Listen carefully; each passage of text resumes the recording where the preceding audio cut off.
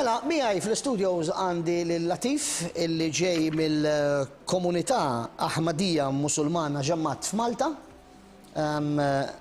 Ġi hawnhekk fl-studios miegħi għaliex għadu kemm ġie imniedi ktieb bl-isem ta' il-kriżi dinija u triq għal paċi. Huwa ktieb illi fih diskorsi mill-mexxej ta' din il-komunità dinija li huwa il-Miżra Masrur Ahmad. Però qabel nitkellmu fuq il-ktieb, x'differenza tgħaddi bejn il-komunità Ahmadija u komunitajiet Musulmani oħrajn? X'differenza bejn waħda u oħra? Dejjem kelli kurzità, Latif. L-ewwel nirringrazzjak għall-istedina tiegħek u d-differenza bejn il-komunità Ahmadija u l-Musulmani oħrajn hija żgħira. Imma fil-filosofija tiegħu hija kbira wkoll. Il-profeta Qaddis Muhammad paċi tkun miegħu qal li fl-aħħar żmien se jiġi r-riformatur meta jiġi jirriforma t-tagħlim Iżlamiku għax minħabba iż-żmien ħafna affarijiet jiġu fir-reliġjon li bażikament huwa mhux parti integrali tar-reliġjon. Għalhekk qal li fil-Iżlam se jsir hekk ukoll. Imbagħad se jiġi r-riformatur għal li se jkun il-Messija imwiegħed u wkoll il-Mahdi Miż li għandu id-dawl minn Alla. Ġifieri kif qed tgħid li inti fir-reliġjon Musulmana internazzjonali issa, mhux dik Ahmadija biss, jingħad illi għad irid jiġi dan is-Salvatur, dan il-mexxej illi jirriforma il-reliġjon Iżlamika, ġifieri. Allura taħseb illi wasal dan iż-żmien ġifieri qiegħed fil-qrib? Aħna nemmnu li dik il-persuna diġà ġiet fil-persuna ta' Ħażrat Mirza Ghulam Ahmad li wara irċieva ħafna rivelazzjonijiet minn għand Alla li dik il-persuna huwa persuna li kien imwiegħed mill-profeta Qaddis Muhammad. Imbagħad meta dawk rivelazzjonijiet u iddikjara li huwa verament il-persuna li ġi imwiegħed mill-profeta Muhammad. Imma il-Musulmani oħrajn qed jistennew li dik il-persuna si jiġi. Dik hija differenza. Allura kif tispjegali li dan il-mexxej spiritwali tal-Ahmadija Ġammat dinija li qegħdin narawh fir-ritratt, nitlob ir-reġija terġa' ttina r-ritratt tiegħu, qegħdin naraw hawnhekk fir-ritratt, nana flok jgħix f'pajjiż Musulman, jgħix f'Ingilterra, jgħix f'Londra ġifieri, f'pajjiż li mhuwiex Musulman. Iva. Hemm xi raġuni partikolari? Dik l-istampa huwa mexxej tal-lum, huwa mhux il-fundatur tal-komunità. Le, mexxej tal-lum. Mexxej tal-lum. Għax qabel kien jgħix fil-Pakistan u fil-Pakistan meta kien President General Ziaul Haq u għamil ħafna clauses fil-Constitution tal-Pakistan u iddikjara li l-Ahmadin u ma jistawx jaħdmu skont Islam u il-mexxej tal-komunità Ahmadija ma jistax jaħdem bħala il-kalif u l-mexxej. Imbagħad ma kellux raġun biex jibqa' fil-Pakistan, imbagħad jemigra lejn l-Ingilterra u mill dik il-ġurnata from 1984 sal-lum jgħix hemmhekk. Għandi kurzità oħra nixtieq insaqsilek għax kif qiegħed hawnhekk nitkellem kif jgħidu l-Ingliżi mu tismagħha from the horse's mouth di. Dan il-mexxej dinji tal-lum li jgħix f'Londra pereżempju, jara dawk il-protesti Musulmani kemm xejn violenti li jsiru f'Londra biex jitolbu il-liġi ta' xarija pereżempju. Dana jaqbel magħhom, jiddiżapprovhom, jipprotesta kontrihom, jinnaf. X'jagħmel il-mexxej Musulman tal-Ahmadija Ġammat? Dik il-mistoqsija verament importanti u dan il-ktieb se juri ir-risposta ta' din il-mistoqsija wkoll. Għax u ma jaqbilx mal dawk il-protesti, għax aħna nemmnu u l-mexxej tagħna dejjem jgħid li l-protesti ma jagħmlu xejn ġid lill-pajjiż u lill-umanità u ma dejjem jagħmlu ħsara lill-paċi, lill-umanità u lill-pajjiż fejn dawk isiru. U aħna ma naqblux magħhom assolutament xejn. Imma x-xerija law aħna ma naqblux fi dik il-idea wkoll għax m'għandniex bżonn xerija law. X'inhu x-xerija law? Xerija law huwa ifisser ħafna affarijiet. Pereżempju, aħna nittolbu lil Alla dak huwa wkoll parti mix-xerija. Il-Quran imaddis kollu huwa xerija. minn Alla. Ix-xerija jfisser li il-messaġġ u t-talim li ġi minn għand Alla huwa innifsu huwa x-xerija kollu. Hemm ħafna affarijiet, hemm ukoll xi kastigi, hemm ukoll biex najnu u nisservu lill-umanità biex nitolbu lil Alla. Hemm ħafna affarijiet. Aħna pereżempju jekk ngħixu fil-xi pajjiż fejn huwa mhux Musulman, għandna ħafna komdi biex nippratikaw ir-reliġjon tagħna. Kif qedtlek fil-Pakistan huwa pajjiż Musulman. Hemmx il-libertà ta' reliġjon. Il-maġġoranza irid dak li trid il-maġġoranza huma jgħidu li kulħadd għandu jippratika dik il-filosofija biss. Jekk ma jaqbilx magħhom huma joqtluhom huma jagħmlu kollox minn dawk in-nies iħallu il-pajjiż.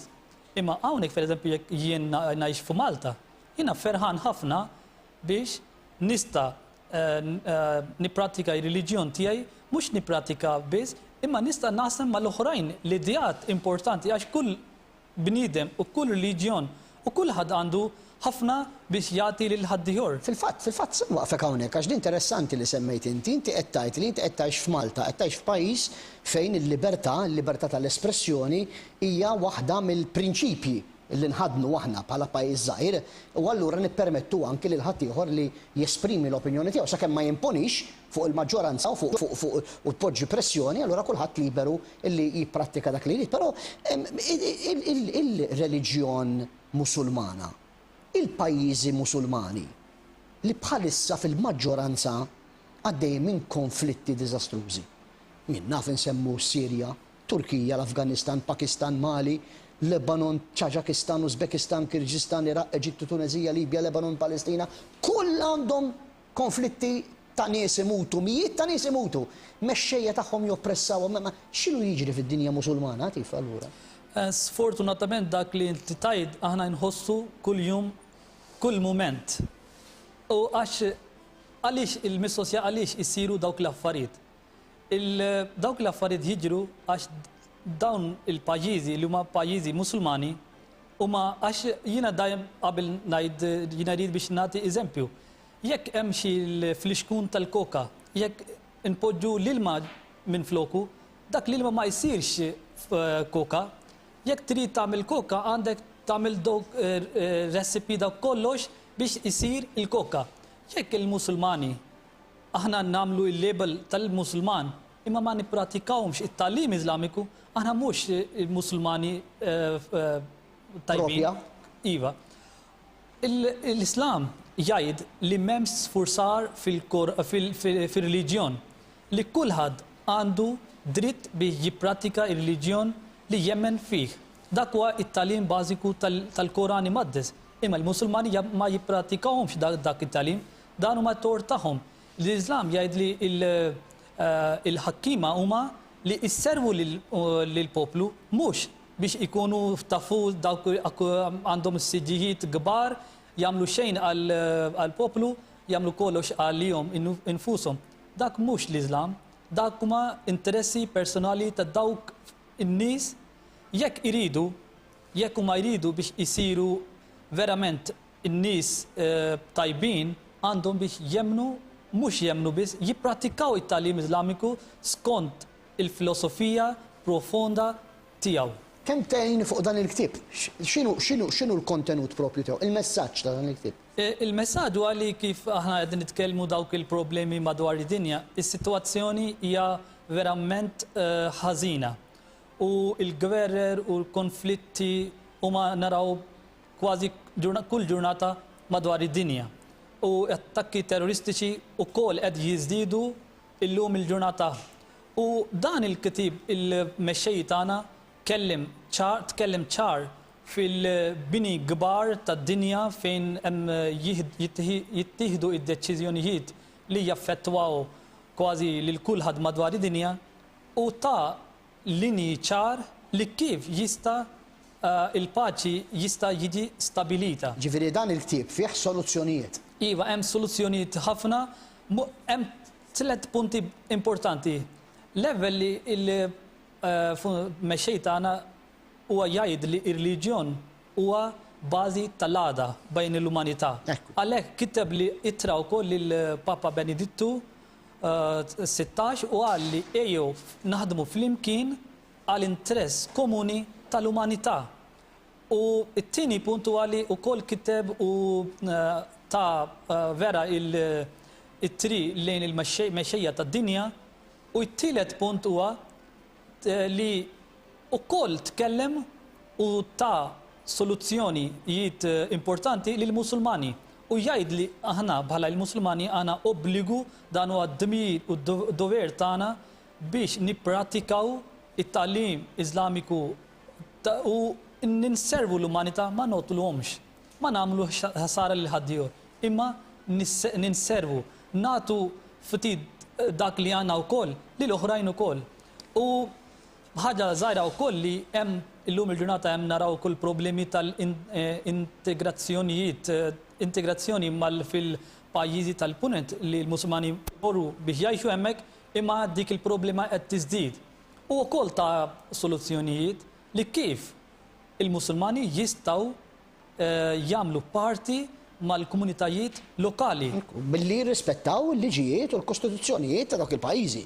Ġifieri jekk inti ma tkunx lest tirrispetta il-kostituzzjoni, il-liġijiet, il-kultura ta' dak il-pajjiż li inti mort u ospitak u laqgħek ġo fih u tak ħajja ġdida, allura inti m'intix postok hemmhekk. Iva dak u fisser u għall-Musulmani u tkellem u vera it-tagħlim il-Quran biex ma jasbu li ġab minn xi ħadd ieħor u jagħti referenzi mill-Qur'an Imqaddes u l-prattikajiet tal-Profeta Imqaddes. Min jixtieq jaqra dan il-ktieb fejn jista' jsibu għatif? Qabel dan punt żgħir biss.